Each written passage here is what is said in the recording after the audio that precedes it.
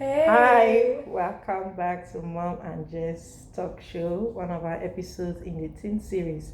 So, this is our introduction for the topic we title Excelling in Sports and Studies.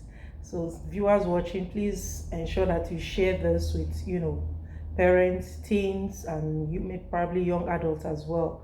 We titled it Excellence in Sport and Studies because apparently it is noticed that a lot of kids, parents are worried and complaining that a lot of their children or teens involved in sports activities are actually not doing well with their grades. But here is the good news. I actually think that children can excel both in sports and studies, especially if they have passion for those sports activities. So stay back and catch up with the main episode very soon. We'll be featuring a young brainy child or gentleman, young gentleman named Egerton Hingston. So this guy is very good with sports and also excelling in his studies. He's going to share with us tips and ideas, and he has so much to offer for teens in terms of balancing and excelling both in their sports activities and in their studies. But in the meantime, here's myself and Jess to just share one or two things. Jess.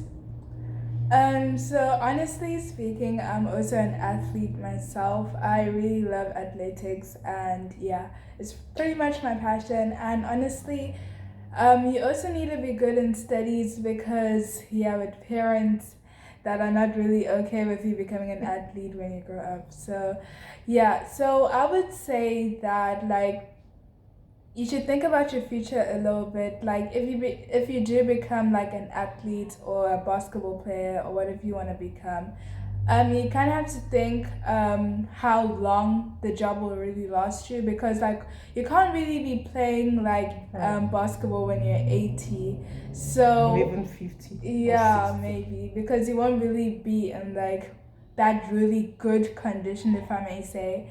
But yes, that's what my dad told me to think about it as well when I'm thinking about my future.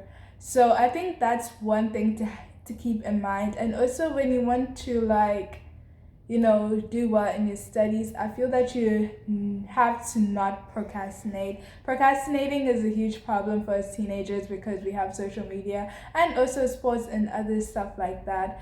And we seem to like push all the other schoolwork like, oh, it's due next week. I can just do it this weekend. But you don't know how next week is. Like, I mean, Right. I do that and then next week is just like In your face. tomorrow and yeah, so yes, you have to do your assignments as soon as they're given, as well as also make time to study. I mean, maybe when you're on your way to school you can just quickly go through your textbooks or audio learning. I'm not really good with that because yeah, and also stuff like that. I mean, any free time you have to take that and also do a little bit of work because like after school you're gonna be doing sports. I'm gonna get back. You're gonna be a little bit more tired than usual.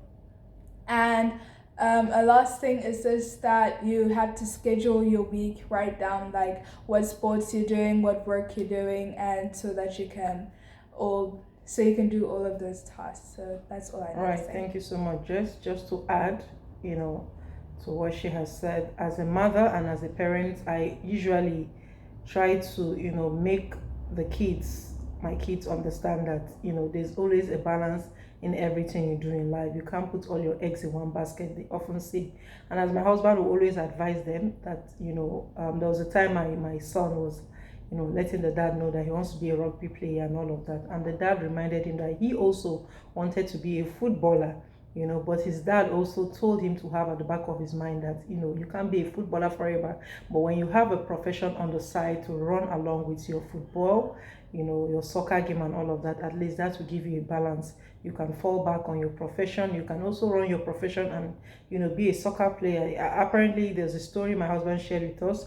What's the name of that athlete that was a medical doctor? It was actually Socrates. yeah, Socrates, and like he was half soccer player, half A surgeon. surgeon. I think Yeah. that was my husband's role model. Mm-hmm. Reason he ended up, being, a medical doctor, a surgeon for that matter, and also he usually plays soccer. When we got married, that early phase of marriage, my husband will come back from work, eat, spend a little time with us, and is off to the games. I usually even travel around with him to different provinces to play, to support him in the soccer game. But now I notice that he's preoccupied. Probably he feels that he's not so fit, or he's no longer as agile as he used to be, and that is the reason why we keep advising children. Yeah, sports is good. It might be your passion, it might be your hobby.